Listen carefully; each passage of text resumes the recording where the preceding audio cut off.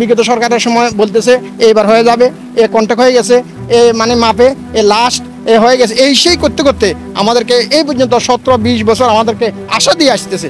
বাংলাদেশের কোথাও এরকম অবস্থা নাই, কিন্তু আমরা এখানে সম্পূর্ণ আমাদের জনবসতি, আমরা হিন্দুবদ্ধ, এই কারণে মানে আমাদের রাস্তাটা হইতেছে আঙ্গ ইউনিয়নের মধ্যে মানে আঙ্গ বরিগা স্থানীয় অবস্থার মধ্যে কোনোদিন কোনো এক ট্রাক্টর রাবিশ হারানো কোনো সময় হলে হাঁটার জন্য অনেক অসুবিধা হয়, মাঝে মাঝে পড়েও যায়, হ্যাঁ পানি হচ্ছে, এমনকি যে বন্যাটা গেছে আমাদের কি স্কুলে অনেকদিন স্কুলে আসতেও পারিনি এই বন্যার জন্য। এটা আওয়ামী লীগের এক সাবেক মেম্বার জোর করে এটা থেকে মাটি দিচ্ছে, 1,20,00,000 টাকার মাটি দিচ্ছে, কারো কথা শুনে না, আরে কিছু কইলে কইতে মানুষ একটা মারে নে বাড়ির সামনে হালাইছি।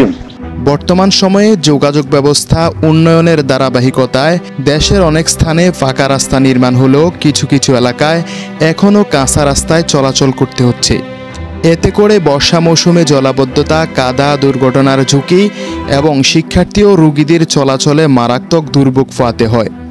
এমনইভাবে স্বাধীনতার পর থেকে এখন পর্যন্ত সবচেয়ে অবহেলিত সড়ক হচ্ছে লাকসাম উপজেলার ১ নং বাকই দক্ষিণ ইউনিয়নের বড়ইগাঁও থেকে কোটইশাগামী এই সড়কটি। এই সড়ক দিয়ে প্রতিনিয়ত প্রায় কয়েকশো শিক্ষার্থী আসা যাওয়া করে। এই সড়ক দিয়ে হাসপাতাল থেকে শুরু করে বাজার হাটে যেতে হয় অসংখ্য মানুষদের। ছোটবেলা থেকে আমরা এই রাস্তা দিয়ে যখনই যাই, বৃষ্টি হওয়ার পর আমরা অনেক মানে সিচুয়েশন করে যে যাওয়ার মতো রাস্তা, মানে যাওয়ার মতো কোনো সিচুয়েশনে থাকে না রাস্তায়। এই সড়কের কার্যক্রম মনে করেন যে যায় হাইয়ে নেতাকর্মীরা খাইয়েলা কেউ কিছু দেয় নাই, এইভাবে কষ্ট, এই স্কুলের ছাত্র সব মানুষ এইভাবে কষ্ট হইতেছে, যাইতে আছে, কেউ কিছু উদ্যোগ নিয়ে নেই। আঙ্গ ইউনিয়নের মধ্যে মানে আঙ্গ বরিগা স্থানীয় অবস্থার মধ্যে কোনোদিন কোনো এক ট্রাক্টর রাবিশ হারানো কোনো সময়। এই সড়কটা দিয়ে একটা মেইন রোডে যে লোক চলে, এর চেয়ে বেশি এই লোকটা এই রাস্তাটা চলে।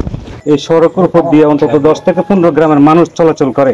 এরপরে বরিগাঁও 2টি হাই স্কুল আছে, একটা গার্ল হাই স্কুল, একটা বয়েজ হাই স্কুল, একটা প্রাইমারি স্কুল, সকলে এই রাস্তা দিয়ে চলাফেরা করে। যিনি স্থানীয় সরকার মন্ত্রী ছিলেন উনি আশ্বাস দিয়েছিলেন, ওনার শালা যিনি আমাদের উপজেলা চেয়ারম্যান ছিল, ভাইস চেয়ারম্যান ছিল, উনি এই বাড়িতে মিটিং করে গেছে গত 2 বছর আগে। উনি বলেছিল এই রাস্তাটা আমাদেরকে ফাঁকা করে দিবে, কিন্তু উনি নির্বাচন হওয়ার পরে চলে যাওয়ার পরে আর ওনার দেখাও নাই, সাক্ষাৎও নাই, রাস্তা তো দূরের কথা। বাংলাদেশের কোথাও এরকম অবস্থা নাই, কিন্তু আমরা এখানে সম্পূর্ণ আমাদের জনবসতি, আমরা হিন্দুবদ্ধ, এই কারণে মানে আমাদের রাস্তাটা হইতেছে। টাইপ একটা নিয়ে আসে, এদিকে মাপে এদিকে মাপে, এটা টেন্ডার হয়ে গেছে, কাজ আরম্ভ হইব, গাছ কাটে মাছ কাটে, আমরা নদীর রাস্তার গাছ যখন কাঠি ফেলাইতেছে তাহলে অবশ্যই কাজ হবে, আসলে কিছুই না। হাঁটার জন্য অনেক অসুবিধা হয়, মাঝে মাঝে পড়েও যায়, হ্যাঁ পানি হচ্ছে, এমনকি যে বন্যাটা গেছে আমাদের কি স্কুলে অনেকদিন স্কুলে আসতেও পারিনি এই বন্যার জন্য, মানে রাস্তার অবস্থা প্রচণ্ড খারাপ ছিল, মানে বর্ষাকালে হাঁটার কোনো সুবিধা আমাদের জন্য নেই। এই সড়কের পাশে রয়েছে অসংখ্য মানুষের বসতবাড়ি। শত কষ্ট সহ্য করে এই সড়ক দিয়ে চলাচল করতে হয় হাজারো জনসাধারণের। সরকার আসে, সরকার যায়, প্রতিনিধিরাও নানান আশ্বাস দিয়ে দমিয়ে রাখে মানুষদের।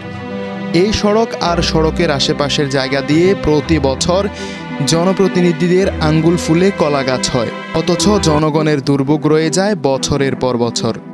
আওয়ামী লীগ সরকারের 15-16 বছরের মধ্যে দেখছি যে খালি কইছে রাস্তা হয়ে যায়, রাস্তা হয়ে গেছে, টেন্ডার হয়ে গেছে, কাজ ধরিয়ে লাইতে আছে, এই বছর কাজ হয়ে যাইব, এই যে খালি কেবল শুনছি, কিন্তু কত হাজার হাজার বার মাফি নিছে এই রাস্তাটা, একবারও কিন্তু এই রাস্তার কোনো কাজের কোনো উন্নতি আমরা দেখি না, এক ওরা মাটিও ভালাই নাই।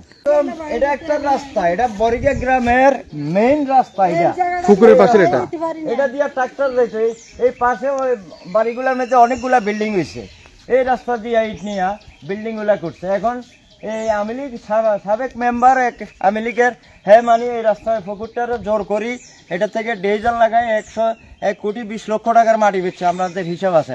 আমরা যারা অংশীদার আমাদেরকে আজকে 16-17 বছরের মধ্যে কারো করে 1 টাকাও দেন, হ্যাঁ জোর করি এখনো খায়। এবার বিশিষ্ট সমাজসেবক 1 নং বাকই দক্ষিণ ইউনিয়নের সম্ভাব্য চেয়ারম্যান পদপ্রার্থী জনাব জহিরুল ইসলাম এই সড়কের মেরামতের কাজে সহযোগিতার হাত বাড়িয়ে দিবেন বলে আশ্বাস দিয়েছেন।